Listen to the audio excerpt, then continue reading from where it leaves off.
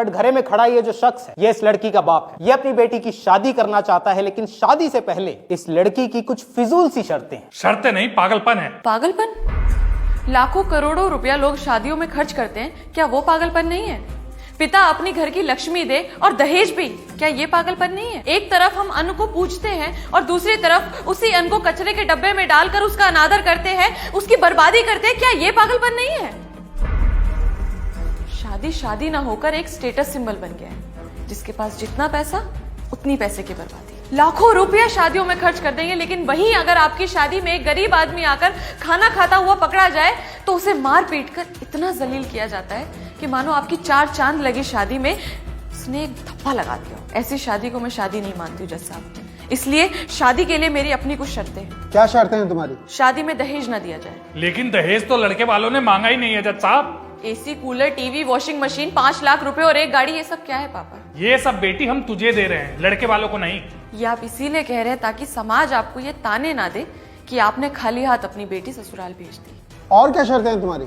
शादी के कार्ड ना छपवाए जाएं। तो लोगों को शादी में कैसे बुलाया जाएगा? केवल घर परिवार के लोग ही शामिल हो और उनके लिए कार्ड छपवाने की कोई जरूरत नहीं है। उनको न्योते और भी तरीकों से भेजे जा सकते हैं। और क्या शर्तें हैं तुम्हारी? शादी किसी बैंक्वेट हॉल में ना कराई जाए, किसी मंदिर या साधारण से आश्रम में हो। इसकी कोई खास वजह? वजह सीधी है जज साहब, बैंक्वेट हॉल में डीजे होता है, वहां पर लोग नाचते हैं, गाते हैं, शराब पीते हैं और लड़ाई झगड़े करते हैं। मंदिर में ये सब नहीं होता। वहां डीजे का शोर नहीं होता, वहां घंटियों की मधुर ध्वनि होती है। वहां पर शराब नहीं होती, वहां प्रसाद होता है। लड़ाई झगड़े नहीं होते, आस्था होती है। और अगर आप मेरी इन बातों से सहमत है तो मैं अपनी आगे की शर्तें आपको बताना चाहूंगी। बताओ। खाना बिल्कुल साधारण हो और गरीबों को भी खिलाया जाए।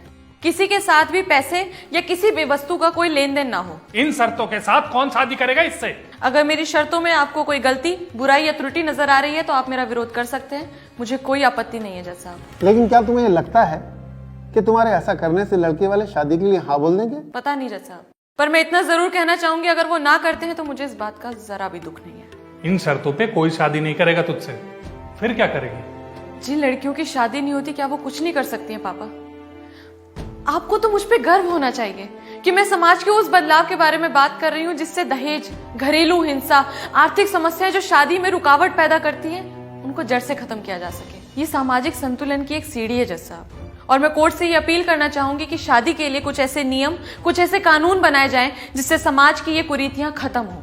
पहले भी लोगों ने सामाजिक व्यवस्था को बदलने के प्रयास किए हैं और उन्हें पागल घोषित कर दिया गया, पर आज उन्हीं प्रयासों को, उन्हीं बदलावों को सही ठहराया गया है। शायद, हो सकता है मैं भी उन पागलों में से एक हूं जज साहब। That's all my Lord. तमाम दलीलों को मद्देनजर रखते हुए ये अदालत इस नतीजे पर पहुंची है कि लड़की बालिग है और लड़की की मर्जी के बिना माँ बाप उसकी शादी नहीं कर सकते। रही बात शर्तों की, तो वो विचाराधीन है। न्यायकर्ता उस पर बैठक करेंगे और निर्णय लेंगे। अदालत बर्खास्त की जाती है।